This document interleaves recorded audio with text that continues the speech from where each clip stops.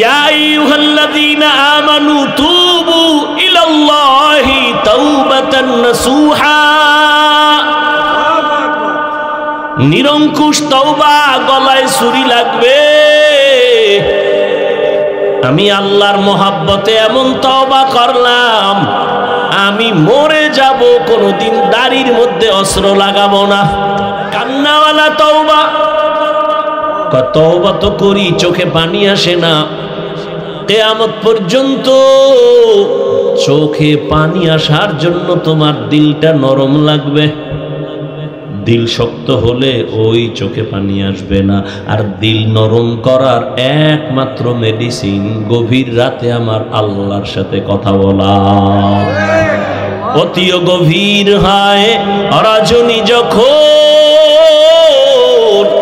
নীরবে প্রভুর নাম জপিও তখন।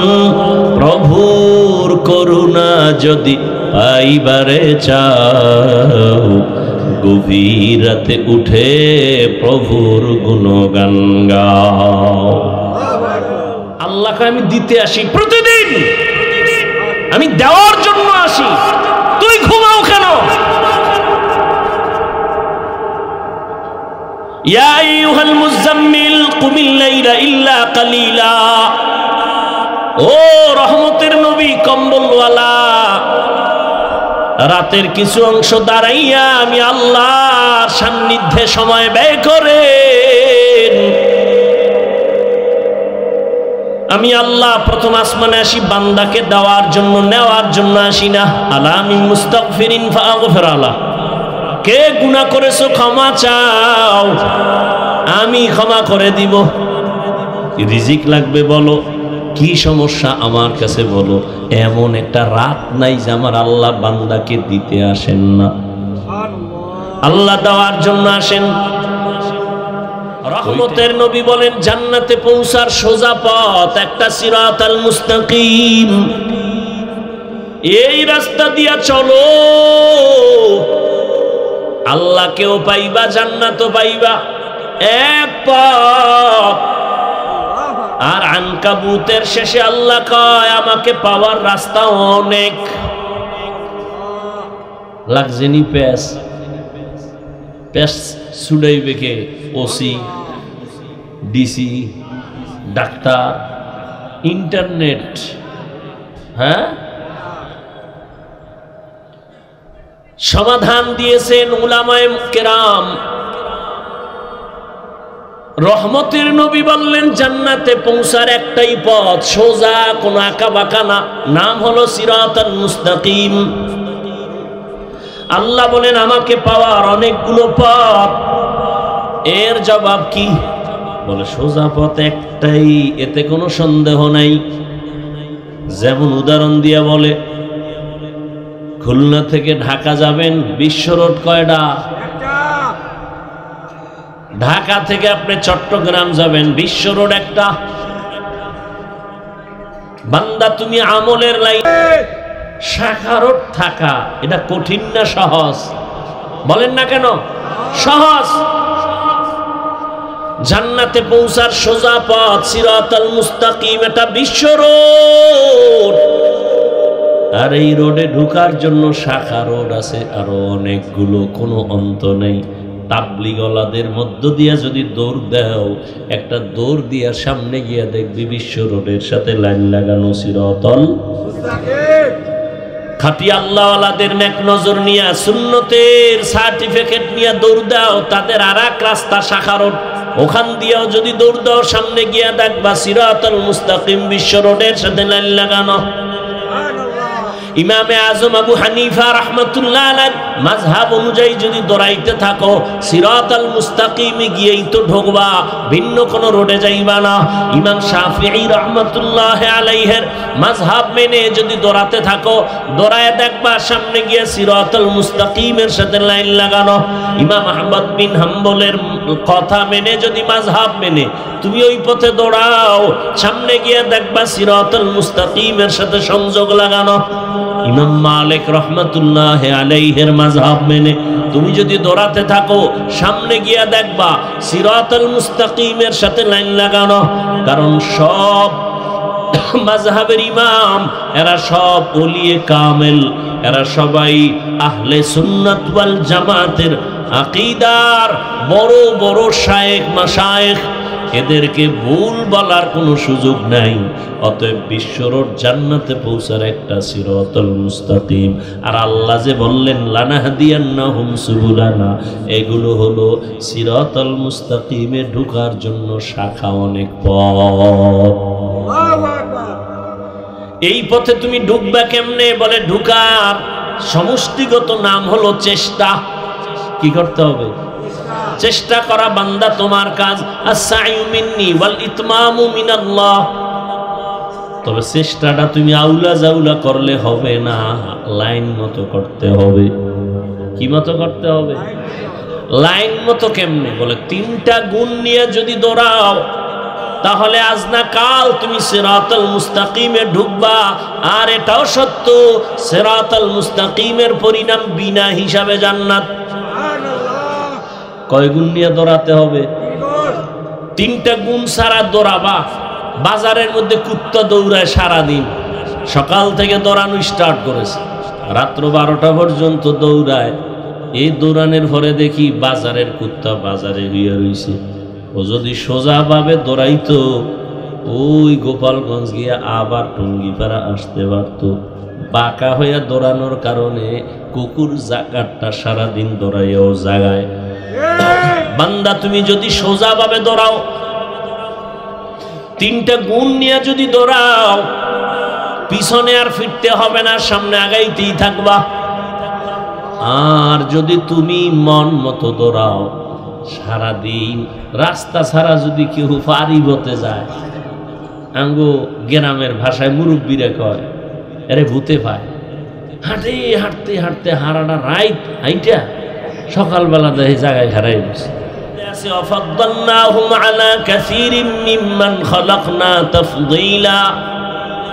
যেমন একটা বুঝাইলাম, কুকুর সব আল্লাহর মখলুক, তবে সব সমান না। এর মধ্যে এক কুকুর জান্নাতে যাবে, গরু গাভী সব আল্লাহর মখলুক, তবে সব সমান না। মুসা নবীর সাথে সম্পর্কিত গাভীটা জান্নাতে যাবে। আকাশে উড়ন্ত পাখি সব আল্লাহর মখলুক, তবে সব সমান না। সুলাইমান নবীর যুগের হুদহুদ নামের পাখিটা জান্নাতে যাবে। পিপিলিকা আল্লাহর মখলুক, তবে সব সমান না। সুলাইমান নবীর সাথে সম্পর্কের পিপিলিকাটা আল্লাহর জান্নাতে যাবে। জমিনে উটনি আছে, উট আছে, সব আল্লাহর মখলুক, তবে সব সমান না। রহমতের নবী যে উটে সফর করেছেন সে উট জান্নাতে যাবে। সালেহ আলাইহিস সালামের দোয়ার দ্বারা পাহাড়ের ভেতর থেকে যে উটনি বের হয়ে আসছে ওই উটনি জান্নাতে যাবে। ওজায়ের আলাইহিস সালামের সেই সময়ের গাধা আল্লাহর জান্নাতে যাবে। মানুষ সব আল্লাহর মখলুক, তবে সব সমান না। যারা আল্লাহর হুকুম জীবনে বাস্তবায়ন করে চলবে তাদের মর্যাদা সবার থেকে আলাদা হবে। আল্লাহ তাআলা মানুষ বানাইছেন আমভাবে, সমস্ত মাখলুকতের মধ্যে মানুষ দামি। আবার এই মানুষের মধ্যে ঈমানওয়ালারা দামি। আবার ঈমানওয়ালারা কি সমান? কয় না। ঈমানওয়ালাদের ভেতরে যারা আমলওয়ালা তারা দামি। বলে সব আমলওয়ালারা কি সমান? বলে না। আমলওয়ালাদের মধ্যে যারা ইখলাসওয়ালা তাকওয়াওয়ালা তারা আল্লাহর কাছে দামি। আল্লাহর আদালতে তাদের মর্যাদা অনেক বেশি। এজন্যই তো ইমাম গাযালি রাহমাতুল্লাহি আলাইহি বলেন, আন্নাস কুল্লুহুম হালকা ইল্লাল আলিমুন ওয়াল আলিমুনা কুল্লুহুম হালকা ইল্লাল আমিলুন ওয়াল আমিলুনা কুল্লুহুম হালকা ইল্লাল মুখলিসুন। সব মানুষের মধ্যে জাহান্নামী, সব আলেম জান্নাতে যাবে। বলে না না, সব আলেম না, এরা দামি যারা আমলওয়ালা। বলে সব আমলওয়ালারা দামি না। আবার এদের মধ্যে যারা আমলের তাকওয়ার মেডিসিন লাগায় চলে এরা আল্লাহর কাছে দামি। ইন্না আকরামাকুম ইনদাল্লাহি আতকাকুম।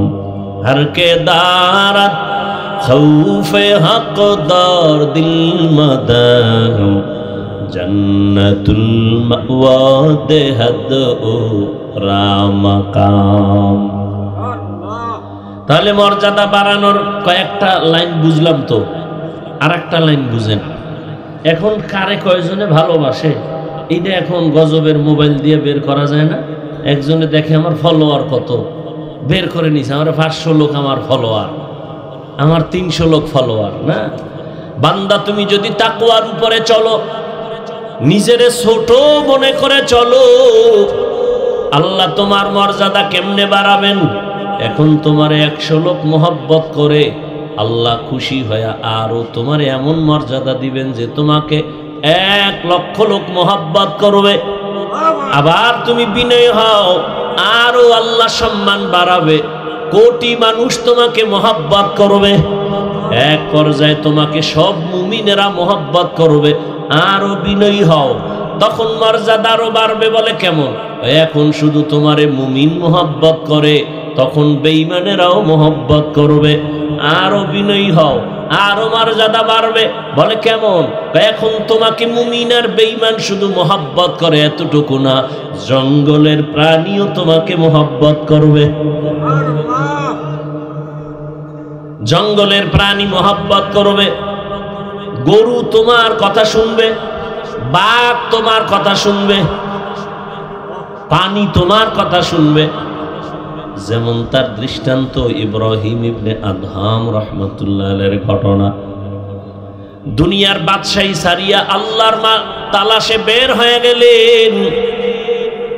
যে ইব্রাহিম ইবনে আদহাম মখমলের চাদরে ঘুমায়, যার আঙ্গুলির ইশারায় বলখের মানুষ উঠে আর দাঁড়ায়, কিন্তু অন্তরে আসলো আমার কথা এত সূর্য চলে না, তাহলে এর পেছনে তো একজন মালিক আছে, তারে তো আমি চিনি না, আমি আসলে এখনো জ্ঞানী হতে পারি নাই।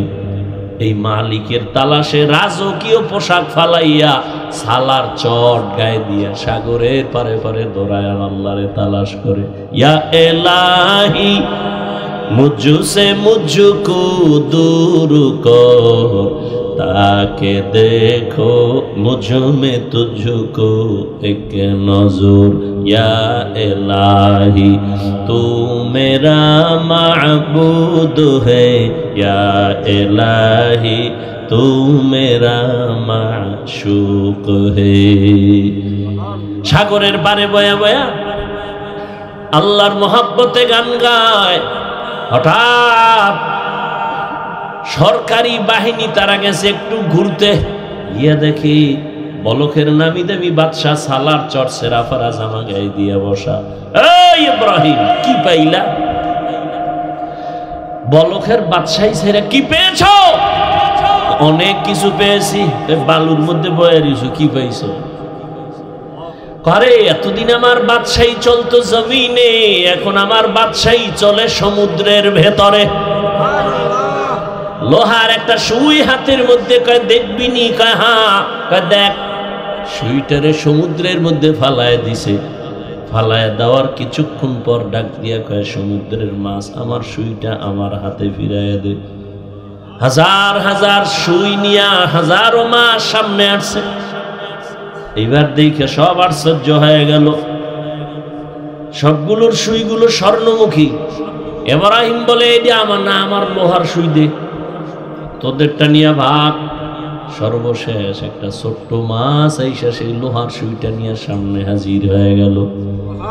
বাদশাহ ইব্রাহিম ডাক দিয়া কয়, দেখা কো বাদো আবো আতিশ বান্দা বামানো তু মুর্দা বাহা জিন্দা আ।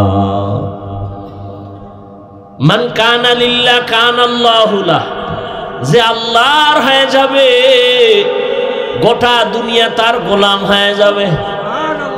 এই কথা অনেকেই বুঝে না, বিদায় ওলিয়া উলিয়াদের কারামতের বিরোধিতা করে। আমাকে একটা ছোট্ট কথার জবাব দেন, আপনাদের এলাকায় গরু দিয়া হাল চাষ হয়নি? হাল চাষ যারা করে চাষি, এরা কি বড় শিক্ষিত, বড় বুজুর্গ? এই একজন সাধারণ মানুষ, থার্ড ক্লাসের মানুষ, এ গরুরে চাষাবাদ করতে গিয়া গরুর সাথে কথা বলে, গরু বুঝেনি কথা কন না কেন? একজন সাধারণ মানুষ বলে এই গরু দাঁড়া, দাঁড়ায় যায়, এ গরু ডাইনে যা ডানে যায়, গরু বামে যা বামে যায়। হাজার হাঁস পানির মধ্যে। মালিক সন্ধ্যাবেলা যখন তার আওয়াজ দিয়া হাঁসগুলোরে ডাক দিছে, আওয়াজ দিয়া সব মালিকের সামনে হাজির। একটা চাষি বেনামাজি সাধারণ মানুষের কথা যদি গরু শুনে, আমার আল্লাহর প্রিয় বান্দার কথা কেন ভিন্ন মাখলুক শুনবে না? আউলিয়ারা কারে উকবা ইখতিয়ার, জাহেলারা কারে দুনিয়া ইখতিয়ার। والذين جاهدوا فينا لنهدينهم سبلنا।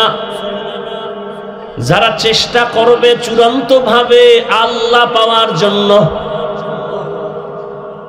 আল্লাহ পাওয়ার জন্য চেষ্টা করার মাকসাদ হলো আল্লাহর পরিচয় লাভের জন্য যারা চেষ্টা করবে, আল্লাহ বলেন আমি তাদের সামনে অনেকগুলো রাস্তা খুলে দিব। সাবিল এক বচন, তার বহু বচন সুবুল। সাবিল এক রাস্তা, সুবুল মানে অনেকগুলো রাস্তা। বলে কয়শো? কয় হিসাব নাই। ভালো করে বুঝেন।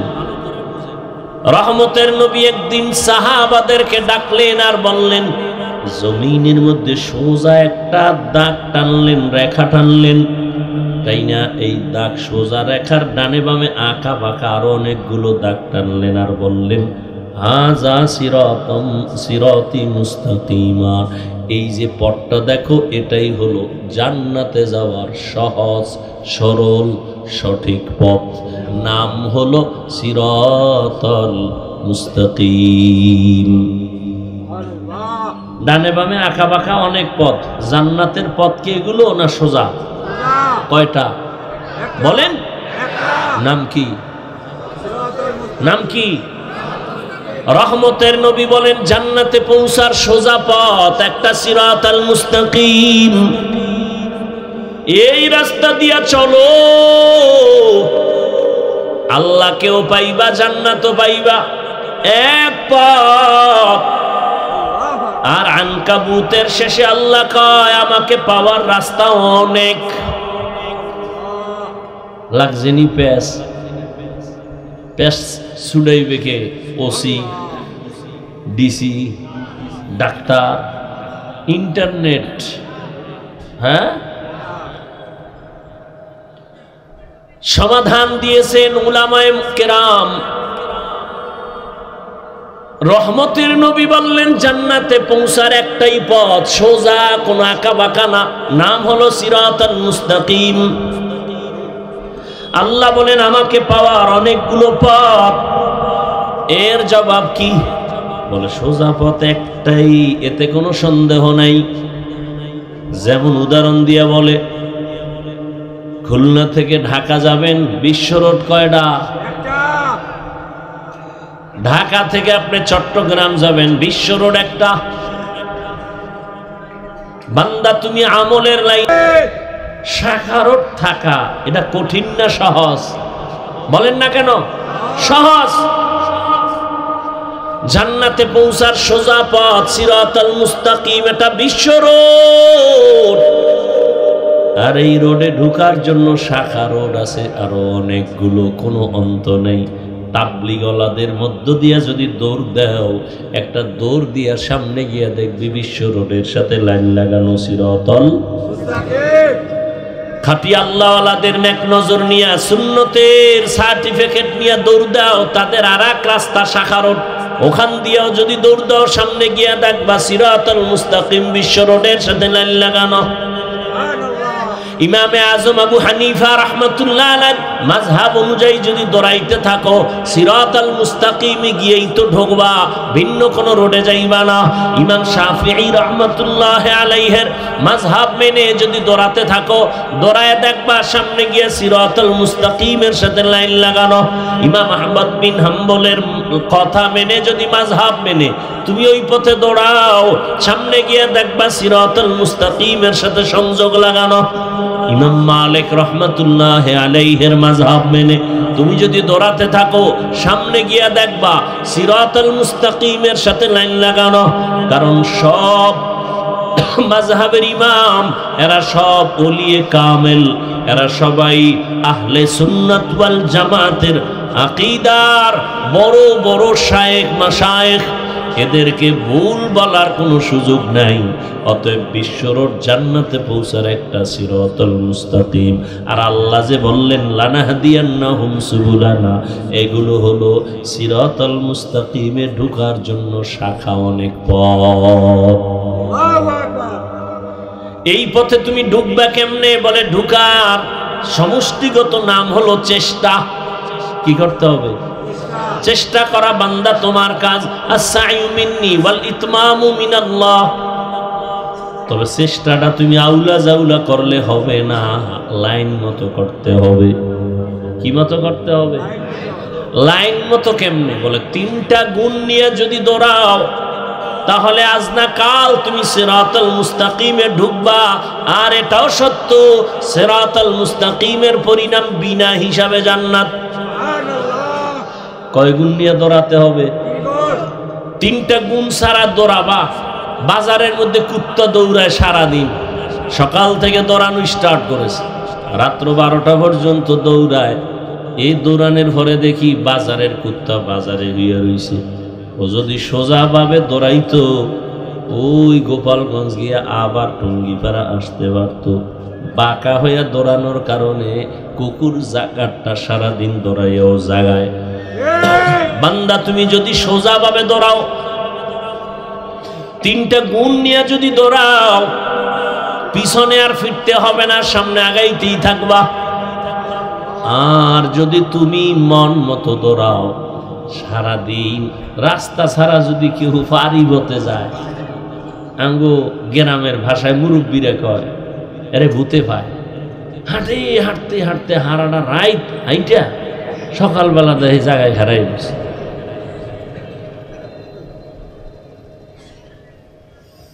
ওই জমিনের মধ্যে দিয়া শুকনা জমিন হাইটা বাড়ি যাবে, রাস্তা দিয়ে ঘুরে গেলে অনেক সময় মাঝখান দিয়ে দৌড়, অন্ধকারের মধ্যে দৌড় দিছে, ঘুরতে ঘুরতে আরে পাইছে ভূতে। ভাইয়া সারা রাত ঘুরে টুরে সকালবেলা দেখে জায়গায় হারাই গেছে, ডান বাম আর খুঁজে পাই। তো তিনটা গুণ নিয়ে যদি বান্দা চলো তাহলে তুমি সামনেই আগাবা, পেছনে তাকাতে হবে না। প্রথম গুণের নাম আদব। বেয়াদব কিয়ামত পর্যন্ত দৌড়াবে, কোনোদিন মঞ্জিল পাবে না, সিরাতে মুস্তাকিম পাবে না। এক নাম্বার গুণের নাম আদব। মানে কি? বড় হুজুরের সামনে নামাজের সুরতে বসা। লিকুল্লি শাইইন জিনাতুন ফিল ওয়ারা জিনাতুল। এই সমস্যাটা কি হলো? কি সমস্যা? এই কাশিটা বাড়লো কেন? আকামটা ঘটাইলো কি? কোথায় বই?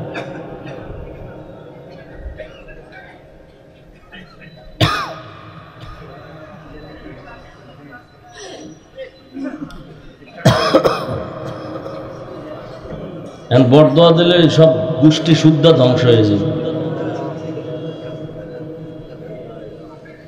সব মানুষের পানি খাওয়াবি? কাশতে কাশতে দাও, বেশ হয়ে গেছে।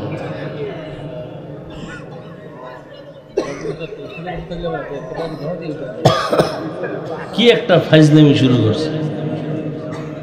আল্লাহ হেদায়েত দান করুন।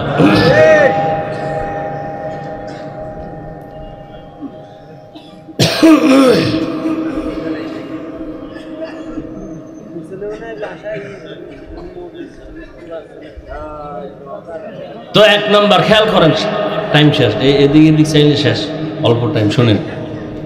তাহলে আমাদের কাজ হলো কি? চেষ্টা করা। কি কাজ? চেষ্টা করা। চেষ্টাটা সফল হবে কয় গুণ থাকলে? বলেন না কেন?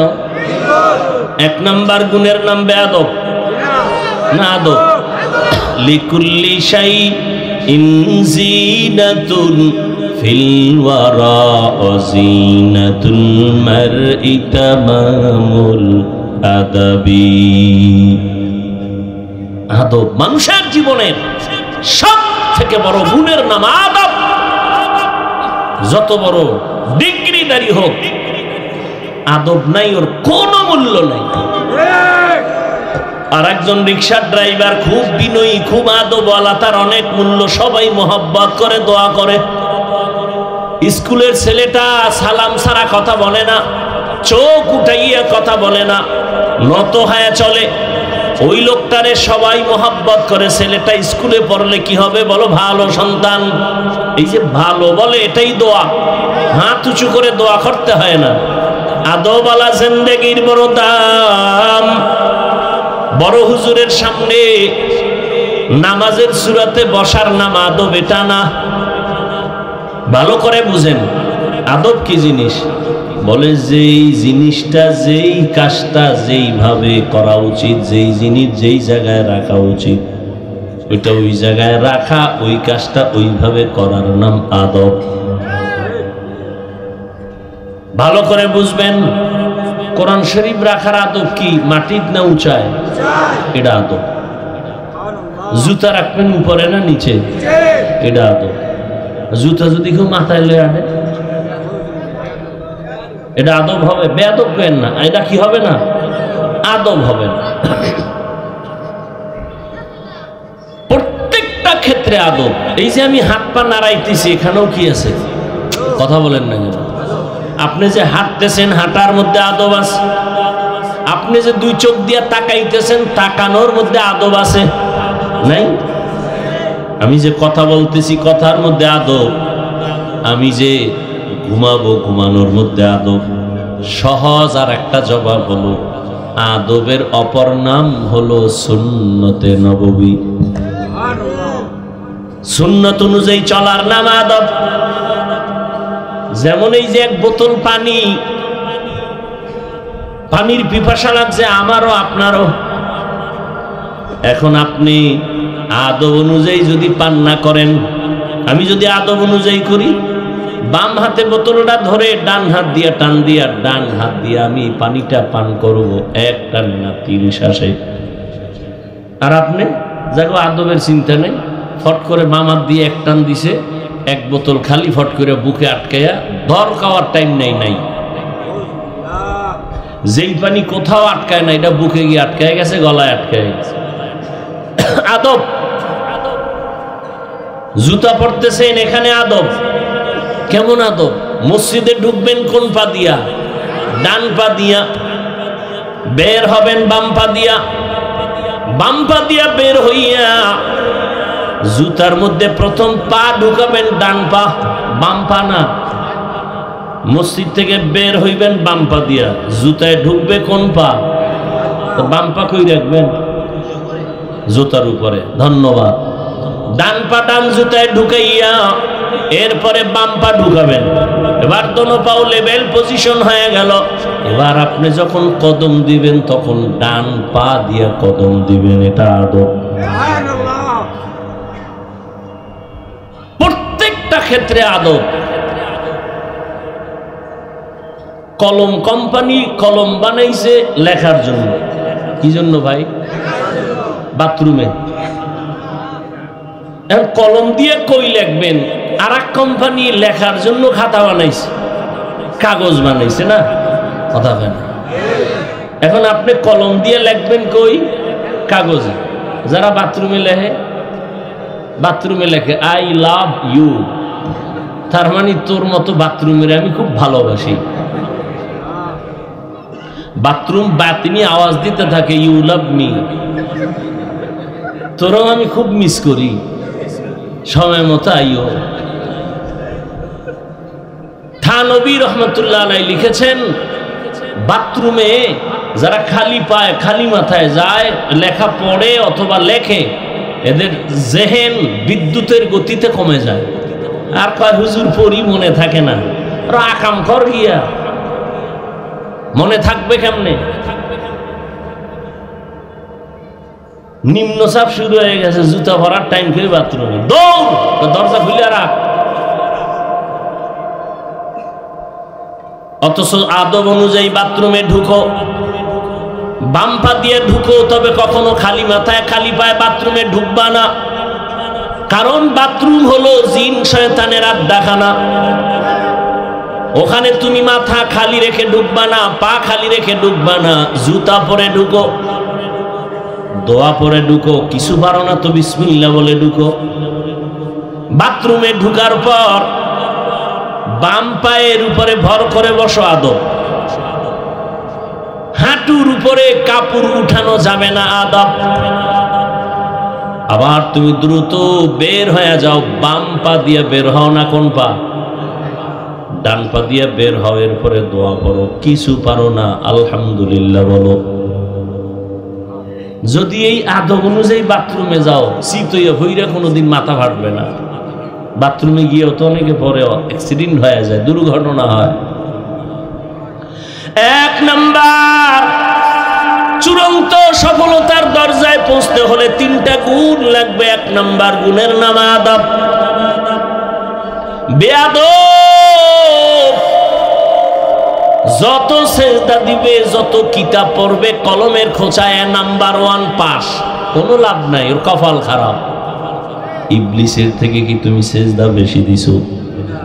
ইবলিস তো অনেক ইবাদত করনেওয়ালা, যার ইবাদতে খুশি হইয়া আমার আল্লাহ নিজে ওকে উপাধি দিলেন, তুই ওলিয়ে কামেল, তুই বুজুর্গ, তুই খাজেন, তুই আরেফ।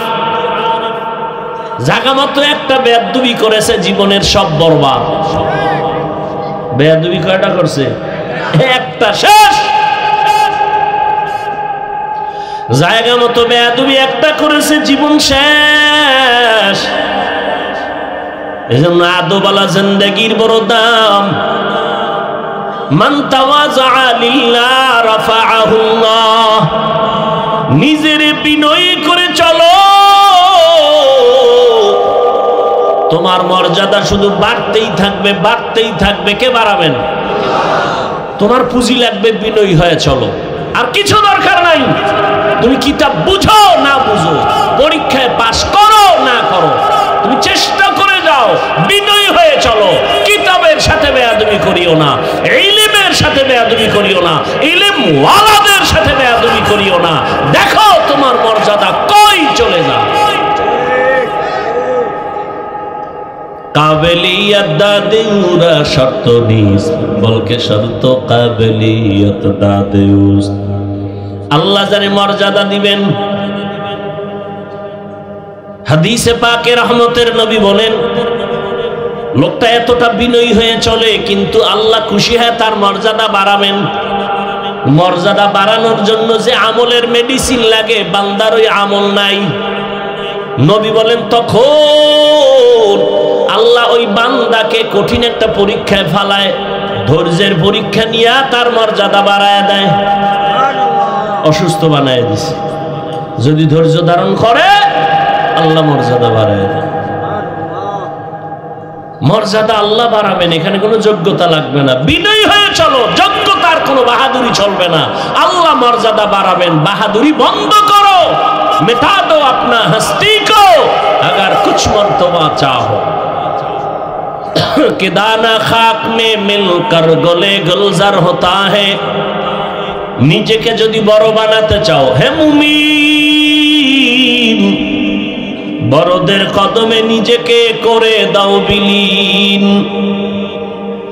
আল্লাহ যোগ্যতা দেখে না, বরং বিনয়ী হও। আমি কিছু জানি না, কিছু জানি না, কিছু জানি না। দুনিয়ার ভিক্ষুক যখন মানুষের বাড়ি দ্বারে গিয়া ভিক্ষা চায়, কৌশল করে, অনেক কৌশল, অনেক চালাক ভিক্ষুক। মা থাকলেও খায় আমার মা নাই, বাবা থাকলেও খায় বাবা নাই, ভিক্ষা দাও। এই আমি তো তোর চিনি, তোর না বাপ আছে, তুই বাড়ির দরজায় দাঁড়ায়, এখন আমার বাপ নাই।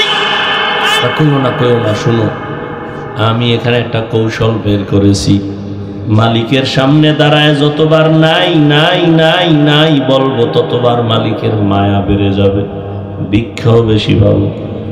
আল্লাহ কয়, বান্দা ভিক্ষুক যদি নাই নাই নাই নাই বলে যদি ভিক্ষা বেশি পায়, ও বান্দা তুই আমার দরওয়াজায় গিয়া যদি বলতে পারো, হে আল্লাহ, আমার আমার কিছুই নাই, মানুষ আমারে আলেম বলে, মুফতি বলে, মুহাদ্দিস বলে, কোটিপতি বলে, আমার কিছুই নাই, টাকা নাই, বাড়ি নাই, গাড়ি নাই, কিচ্ছু নাই। এক পর্যায়ে আমিও নাই। ও আল্লাহ, তুমি আমারে মাফ করে দাও। আল্লাহর কাছে যদি নিজের অন্তর থেকে বলো আমার কোনো যোগ্যতা নাই, আল্লাহ মর্যাদা বাড়াবেন, আল্লাহর মায়া জমে যাবে।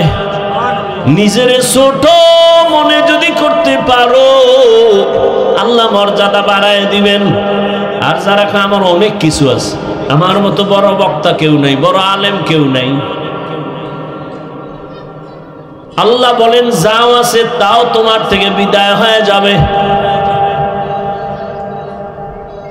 এজন্য রহমতের নবী সব সময় দোয়া করতেন, আল্লাহুম্মা জাআলনি ফি আইনি সাগীরা ওয়া ফি আ'য়ুনিন নাসি কাবীরা। আদোবালা জিন্দেগির বড় দাম।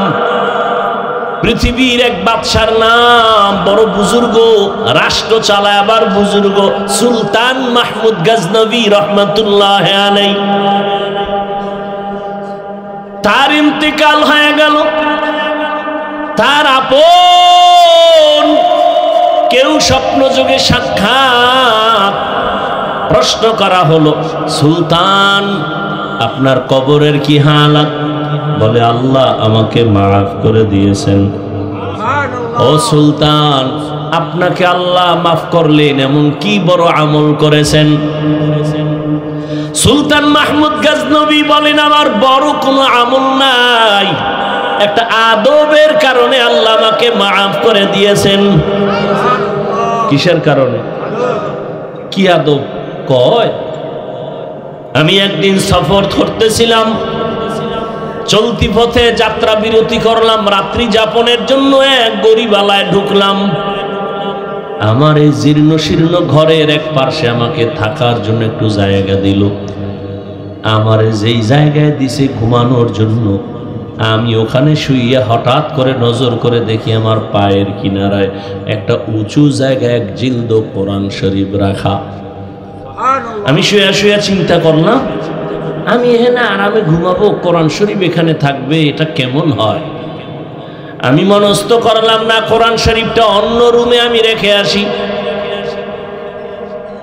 এই ভাইবা আমি উঠলাম, কোরআন হাতে নিয়ে যখন আমি 1 2 3 4 কদম দিয়া অন্য রুমে গিয়ে রাখবো, হঠাৎ করে আমার অন্তরে আবার বাড়ি মারলো, আরে কোরআন শরীফ দূরে সরাইয়া আমি কি করি, আমার আরামের ব্যবস্থা করতেছি। আসলে তো আল্লাহর কোরআন বড় দামি। আমি তো ময়লার মধ্যে ঘুমাইলে, বালুর মধ্যে ঘুমালেও তো হবে, আল্লাহর কোরআন কেন আমি ভিন্ন জায়গায় ময়লা জায়গায় রাখবো আর আমি আরামে ঘুমাবো না? আমি কোরআন শরীফ সুন্দর জায়গায় রেখে প্রয়োজনে আমি ময়লা জায়গায় ঘুমাবো। আমি উল্টা ব্যাক করে আইসা আবার ওই কোরআন ওই জায়গায় সুন্দরভাবে মুইসা রাখলাম। এই যে কোরআনের উপরে মুহাব্বতের আদব দেখাইলাম, আমার আল্লাহ এর বরকতে আমাকে মাফ করে দিয়েছে। আদবওয়ালা জিন্দেগির বড় দাম। অহংকারী মানুষগুলোর এই জমিনে কোনো দাম নাই, বড় আদবওয়ালাদের মূল্য অনেক বেশি। এজন্য 1 নাম্বার, সিরাতাল মুস্তাকিমের পথে যদি আগাতে চাও, 1 নাম্বার গুণ আদব। বেয়াদব কোনোদিন এই জায়গায় পৌঁছতে পারবে না। 2 নাম্বার গুণ হলো ধৈর্য। কি? ধৈর্য না থাকলে কেউ আগাতে পারবে না। এই যে আপনারা বসছেন, ধৈর্য না হলে সম্ভব? নামাজে দাঁড়াইছে, ধৈর্যর পরীক্ষা আসতেছে, রমজান তারাবির সময় দেখা যাবে ওরে ধৈর্য। মুসল্লিরা বলে আমগো হাফেজ সাহেব তেলাওয়াত করে, না জানি বিদ্যুৎ ফেল। কে কত তাড়াতাড়ি তারাবি ভরাইতে পারে? ঘড়ির টাইম আমগো লাগছে 1.5 ঘন্টা, কেউ বলে আমগো 5 মিনিট কম, আমগো হাফেজ সাহেব চালু। এই হলো আমাদের ধৈর্য। অথচ ধৈর্য কত দামি সম্পদ।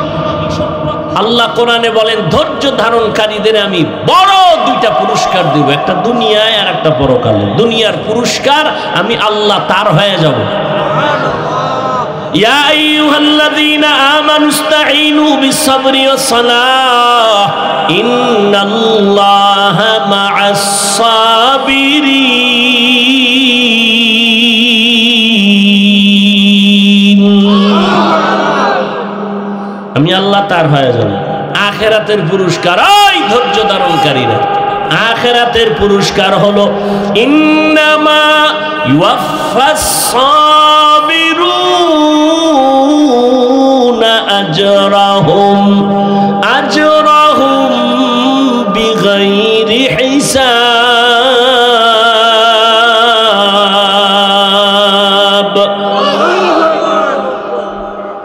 পরকালে বিনা হিসাবে জান্নাত। ধৈর্য বড় দামি এক সম্পদ। আল্লাহ বারবার ধৈর্যের বয়ান করেন। ইয়া আইয়ুহাল্লাযীনা আমানুসবিরু ওয়া সাবিরু ওয়া রাবিতু ওয়াত্তাকুল্লাহ রব্বানা আফরিগ আলাইনা সাবরান ওয়া সাব্বিত আকদামানা ওয়ানসুরনা আলাল কওমিল কাফিরিন। ধৈর্য বড় দামি সম্পদ। ইসমাঈল নবীর ধৈর্য ছুরির নিচে গিয়া পরিচয় দেয়, ও বাবা তাড়াতাড়ি আমারে জবাই করেন, আমাকে ধৈর্য ধারণকারীদের মধ্যে আপনি পাবেন। সাতাজিদুনি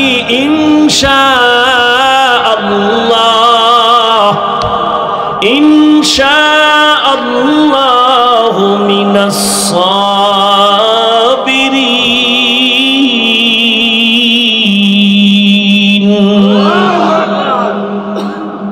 ওদিকে মা হাজেরার ধৈর্য 6 বছর পর্যন্ত এই শিশু ইসমাইলের লালন পালন করলেন। বাবাও নাই, খবরও নিতে কেউ আসে না।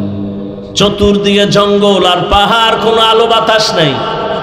মা এই বাচ্চাটারে তিলে তিলে বড় বানাইছেন ধৈর্য ধারণ কইরা। কঠিন পরীক্ষা। বাবারে আল্লাহ কয় তাড়াতাড়ি জবাই করতে নিয়ে যাও। মা সন্তানের বিদায় দেয়, যাও বাবার সাথে দাওয়াতে যাও। ইবলিস আইসা হাজেরারে ধোকা দেয়, ছেলেরে কই পাঠাইছো? বাবায় ছুরি নিয়ে জবাই করবে। হাজেরা বুঝে ফেলছে শয়তান। ডাক দিয়ে কয়, এই শয়তান, বাবায় কোনোদিন তো ছেলেরে জবাই করতে পারে না। শয়তান বলে আল্লাহর অর্ডার হয়ে গেছে। হাজেরা ডাক দিয়ে আমার মাওলায় যদি চায় একজন ইসমাইল না, আরো যদি আমার ইসমাইল থাকে সব আমি ছুরির নিচে দিয়ে দিব। ধৈর্য বড় দামি এক সম্পদ। وَلَنَبْلُوَنَّكُمْ بِشَيْءٍ مِّنَ الْخَوْفِ وَالْجُوعِ وَنَقْصٍ مِّنَ الْأَمْوَالِ وَالْأَنفُسِ وَالثَّمَرَاتِ وَبَشِّرِ الصَّابِرِينَ والعصر إن الإنسان لفي خسر إلا الذين آمنوا وعملوا الصالحات। সব মানুষ জাহান্নামে যাবে, চার গুণালারা জান্নাতে যাবে। ইল্লাল্লাযীনা আমানু ওয়া আমিলুস সালিহাত ওয়া তাওয়াসাউ বিল হক ওয়া তাওয়াসাউ বিস সাবর। এই ধৈর্য আবার 3 প্রকার। ইবাদতের বেলায় ধৈর্য, গুনাহের বেলায় ধৈর্য, মুসিবতের বেলায় ধৈর্য। আল্লাহ আমাদের আদবালা জিন্দেগি দান করেন, আমিনও কয় না। আল্লাহ আমাদের আদবালা বিনয়ী জিন্দেগি দান করেন। কি মস্কারি করতেছি মনে করতেছেন না?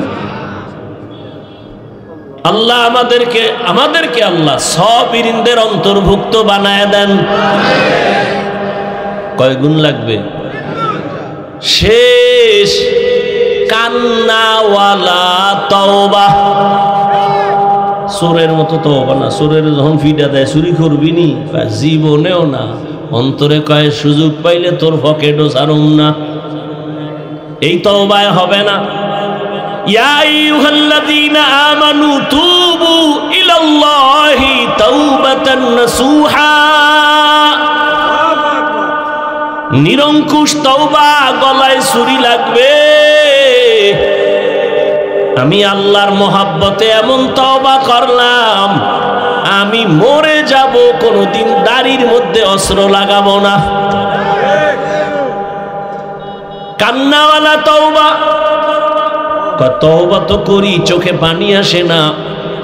কিয়ামত পর্যন্ত চোখে পানি আসার জন্য তোমার দিলটা নরম লাগবে।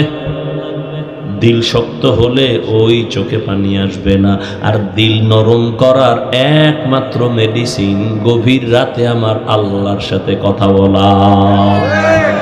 অতিও গভীর হয় রজনী যখন, নীরবে প্রভুর নাম জপিও তখন। প্রভুর করুণা যদি পাইবারে চাও, গভীর রাতে উঠে প্রভুর গুণগান গাও।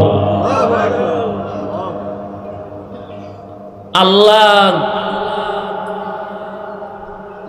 আমাদের কাছে একটা টাইমে আসেন না? প্রথম আসমানে। কোথায়? কোন সময় আসে? ফজরে? এ ভাই, ফজরে না জোহরে? কথা কন না কেন? ভোর রাতে। কয়দিন, কোন দিন আসেন?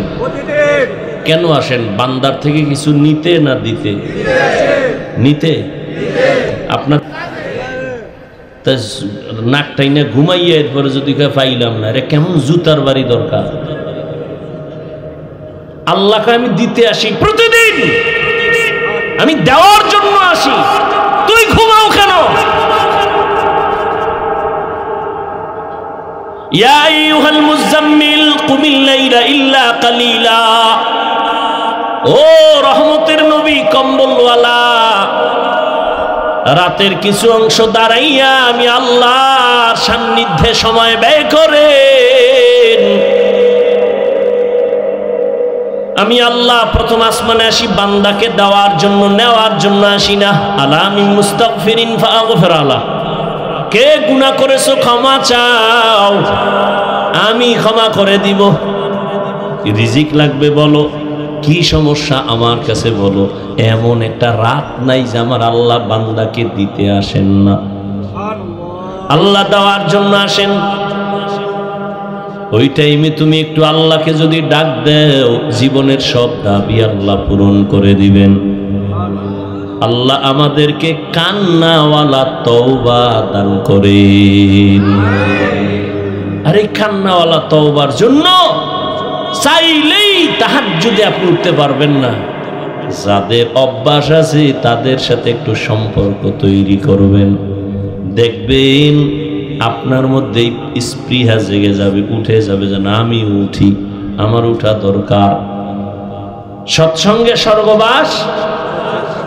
এই জন্য আল্লাহর প্রিয় বান্দা যারা ভোর রাতে উঠে আল্লাহকে ডাকেন, এদের সাথে সম্পর্ক রাখেন, দেখবেন আপনার অন্তরের মধ্যে অবস্থা হয়ে যাবে। ওযু করে ঘুমাবেন, দরুদ পড়ে ঘুমাবেন, আল্লাহকে বলবেন আল্লাহ ভোর রাতে উঠার মতো একটু তৌফিক দান করো। দেখবেন একদিন না একদিন আল্লাহ রাস্তা খুলে দিবেন। আল্লাহ যেইভাবে চেষ্টা করে আল্লাহর পথে আগাইলে আমরা আল্লাহকে পাবো, ওইভাবে পরিপূর্ণ চেষ্টা করার তৌফিক আমাদের দান করে। আল্লাহ কবুল করেন, বলেন আমিন।